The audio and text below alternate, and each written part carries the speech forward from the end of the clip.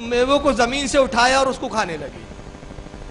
پھر کہتے کچھ دیر بعد انہوں نے غلاظت بھی کی.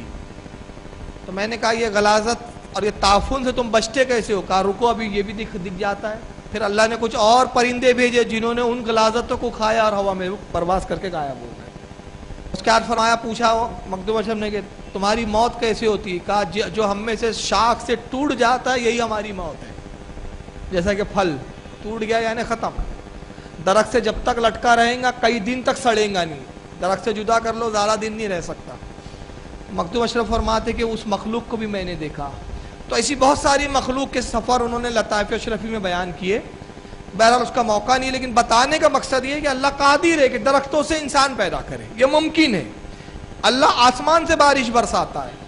قادر ہے کہ آسمان سے پانی نہ برسے بلکہ زمین سے ہی پانی کے فوارے نکلتے رہیں اور آپ سیراب ہو جائیں. پہاڑوں سے پانی نکل جائے، پتھروں سے پانی نکل جائے. قادر ہے.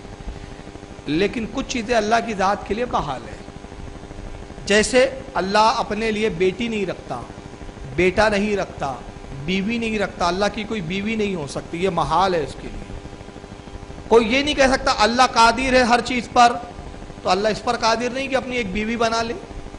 تو اس کو کہا جائے گا یہ عقیدہ کفر ہے. یہ محال ہے. اللہ اپنے لیے بیوی نہیں رکھ سکتا، بیٹا نہیں رکھ سکتا. یہاں تک کہ اب یہ بڑی عظیم مثال دے رہا ہوں، اس مثال سے بہت آسانی سے سمجھ جاؤں گے کہ اللہ کی قدرت میں نہیں کہ اللہ اپنی طرح خدا نہیں بنا سکتا. اگر کوئی جاہل پوچھے بھئی ان اللہ علی کل شیء قدیر، قرآن میں اللہ نے کہا اللہ ہر چاہے پر قادر، ہر چیز پر قادر، جو چاہے کرتا ہے، تو اپنی طرح ایک خدا کیوں نہیں بناتا؟ تو کہا جائے گا یہ اس کے لیے محال ہے، وہ اس پر قدرت نہیں رکھتا. تو کچھ چیزوں پر اس کے تحت قدرتی نہ ہونا یہ بھی ہمارا ایمان ہے. اور اسی میں کہا گیا جھوٹ بولنا بھی اس کی قدرت کے تحت نہیں. مگر ڈاکٹر ذاکر صاحب کا حال کیا ہے؟ محال کو ممکن کہتے ہیں اور محال کو ممکن ماننا خود کفر ہے. تو ذاکر صاحب کے نزدیک اللہ انسان بن کر آ سکتا ہے. یہ ان کی توحید ہے بڑی عجیب و غریب. تو اب بتائیے ہندوؤں کے اور ان کے عقیدے میں کیا فرق ہوا؟ وہ بھی کہتے جب پاپ بڑھ جاتے تو ایشور اوتار لے کے انسان بن کر آ جاتا ہے. یہ چلے تھے ہمیں مشرک کہنے، خود اتنے سارے شرک ان کے گھروں میں نکل رہے ہیں. اب آئیے یہی نہیں، یہ ایک دیوبندی کی کتاب دکھا رہا ہوں. ان کو بھی چھوڑنا ضروری نہیں، چھوٹے بھائی ہے آخر ان کے، ورنہ یہ ناراض ہو جائیں گے ہمارا تذکر اب تک کیوں نہیں آیا. تو بھائی یہ بھی توحید میں بڑے کچے ہیں. اس کے لیے تو ایک الگ سیشن چاہیے کہ ان کی بھی توحید بتائی جائے. فی الحال ایک توحید سن لیجئے، دو توحید ان کی. یہ ہے فتاوی رشیدیہ. رشید احمد گنگوہی جو دیوبند کے بہت بڑے عالم ہیں، صفحہ 97 پر لکھتے پس ثابت ہوا کہ کذب داخل تحت قدرت باری تعالی جل و اعلی ہے، کیوں نہ ہو وہو علی کل شیء قدیر. معاذ اللہ. آئیے اس عبارت کا میں مفہوم آسان کر کے سمجھاتا ہوں. کہتے ہیں کہ ثابت ہم کر چکے ہیں یہ بات کہ جھوٹ بولنا، کذب یعنی جھوٹ کہنا اللہ کی قدرت میں ہے، اللہ کی طاقت میں. اگر وہ چاہے تو جھوٹ بول سکتا ہے. اور کیوں بول سکتا ہے؟ اس لیے کہ وہ کہتا ہے وَهُوَ عَلَى كُلِّ شَيْءٍ قَدِيرٌ، وہ ہر چیز پر قادر ہے. تو جب ہر چیز پر قادر ہے تو جھوٹ بولنے پر بھی قادر ہے. اگر جھوٹ نہیں بولیں گا تو پھر قادر کہاں ہوا؟ یعنی اللہ کی قدرت بتانے کے لیے ان کو اللہ کا عیب بتانا ہی اچھا لگتا ہے. بلکہ یہی نہیں، مولوی اسماعیل دہلوی نے کتاب لکھی جس کا نام ہے رسالہ یک روزہ. رسالہ یک روزہ کے اندر اسماعیل دہلوی لکھتا ہے کہ ہم یہ ہرگز نہیں مان سکتے کہ اللہ جھوٹ نہیں بول سکتا. ہمارا یقین و ایمان ہے کہ اللہ جھوٹ بولتا ہی نہیں بلکہ بول سکتا ہی نہیں بلکہ بولتا بھی ہے.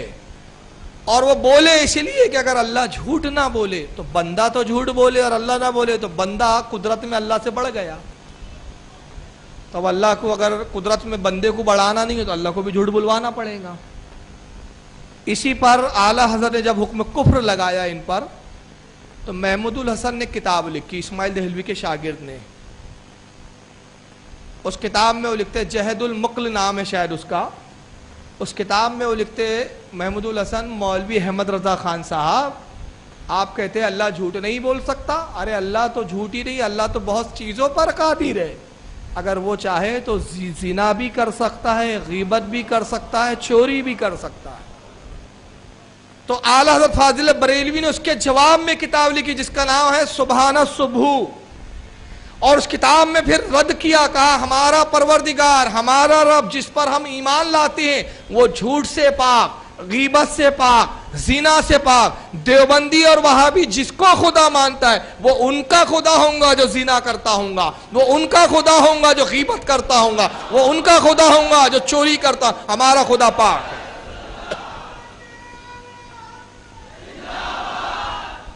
تو دیوبندی کیا دھوکہ دیتے ہیں یہاں؟ دیکھو احمد رضا نے سبحان الصبح کتاب میں لکھا اللہ جھوٹ بولتا ہے دیوبندیوں کا۔ ابے کس جواب میں کب لکھا یہ بتا، ادھوری بات کیوں بولتا ہے کہ پہلے تم نے کیا لکھا اور اس کا اعلیٰ حضرت نے جواب کیا دیا؟ تو یہ اعلیٰ حضرت نے اس وقت یہ جواب دیا کہ ہمارا خدا ان چیزوں سے پاک ہے، وہ غیبت سے پاک، چوری سے پاک۔ ارے اس کی شان یہ ہے کہ وہ اپنے بندے سے جھوٹ کہنا پسند نہیں فرماتا، تو وہ خود کیسے جھوٹ بول سکتا ہے؟ مگر یہ ساری چیزیں کس آڑ میں ہو رہی ہے؟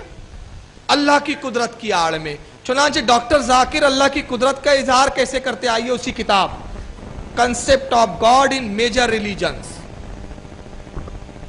اس میں ذاکر صاحب کہتے ہیں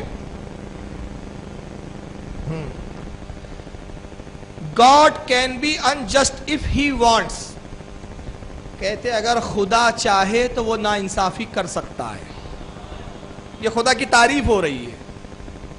کتاب پھر دکھا دوں آپ کو۔ اب میں بارہا اس پر مناظرے کے چیلنج بامبے میں کر چکا ہوں، ان کے گڑوں میں، ان کے آفیسوں میں، لیکن نہیں آنے کے لیے تیار ہے اب تک۔ اللہ جانے کب یہ مرد بنیں گے اور کب ان کی نامردگی ختم ہوں گی۔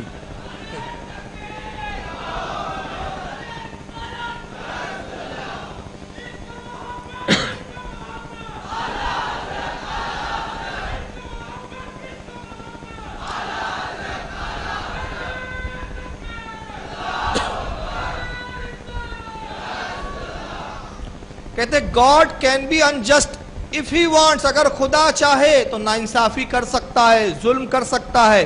But the moment God does injustice he ceases to be God, مگر کہتے جس وقت بھی جب بھی خدا کسی سے ناانصافی کرے گا خدائی عہدے سے معزول ہو جائے گا۔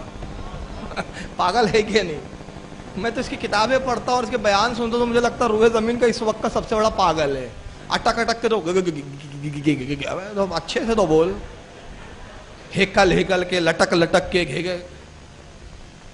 اب ایک بات سنیں ذرا، معزول کون کرتا ہے؟ کس کو معزول کیا جاتا ہے اور کون کرتا ہے؟ بڑا چھوٹے کو معزول کرتا ہے، چھوٹا بڑے کو کر سکتا ہے۔ مثال دے دوں سمجھانے کے لیے، بھائی کانسٹیبل کو کمشنر معزول کر سکتا ہے، ایک کانسٹیبل کیا کمشنر کو معزول کر سکتا ہے؟ کیا ایک کارپوریٹر پردھان منتری کو معزول کر سکتا ہے؟ کیا پردھان منتری راشٹرپتی کو معزول کر سکتا ہے؟ بڑا چھوٹے کو کرتا ہے۔ اب یہ جاہل وقت کہتا ہے کہ خدا ناانصافی کر سکتا ہے، اس کو طاقت ہے، قدرت ہے، اس لیے کہ ان اللہ علی کل شیء قدیر، وہ جو چاہے کر سکتا ہے، ہر چیز پر قادر ہے۔ تو اگر وہ چاہے تو ناانصافی بھی کر سکتا ہے، مگر ہوگا یہ کہ اگر وہ ناانصافی کرے گا تو بس جیسی اس نے ناانصافی کی خدائی عہدے سے معزول ہو جائے گا۔ تو اس خدا پر کون خدا ہے جو اس کو معزول کر دے؟ تو مطلب ہوا ذاکر نائک کے نزدیک دو خدا ہے، ایک ابھی کاروبار چلا رہا ہے اور ایک ابھی صرف آرام کر رہا ہے۔ اس کا صرف ایک ہی کام ہے، وہ دیکھ رہا ہے، ناانصافی نہیں کرنا۔ تو نے ناانصافی کیا کہ میں نے تجھے معزول کیا، معاذ اللہ۔ اب میں ایک اس کا جواب دے دوں اس انداز میں جس انداز میں انہوں نے ہمارے رب کی توہین کی ہے۔ اللہ کو جھوٹا کہا، یہ رب کی توہین ہے یا نہیں ہے نا؟ یہ توحید کی بات کرتے ہیں اور خدا کی توہین کرتے ہیں۔ اللہ کو ناانصافی کرنے والا بتایا، یہ رب کی توہین ہے یا نہیں؟ اللہ انسان بن سکتا ہے، یہ رب کی توہین ہے یا نہیں؟ یقیناً توہین ہے نا کہ نہیں ہے؟ توہین ہے نا؟ تو انہوں نے ہمارے رب کی توہین کی اور آڑ کیا لی کہ اللہ کی ہم قدرت بتا رہے ہیں، اللہ کی قدرت کا اظہار کر رہے ہیں۔ تو میں کہتا ہوں قدرت ایسی نہیں بتائی جاتی، میں بتاتا ہوں۔ کبھی ہمت ہو تو اپنی کوئی کتاب میں کسی بیان میں اللہ کی قدرت ایسے بھی بیان کرو کہ اللہ قادر ہے، ان اللہ علی کل شیء قدیر، اللہ ہر چیز پر قادر ہے۔ اگر وہ چاہے تو ذاکر نائک کو سور بنا دے۔ بھائی قدرت ایسی بھی تو بتاؤ۔ اللہ قادر ہے کہ رشید احمد گنگوئی قبر سے کتا بن کے نکلے۔ اللہ قادر ہے ابن تیمیہ سور کا پاخانہ بن جائے.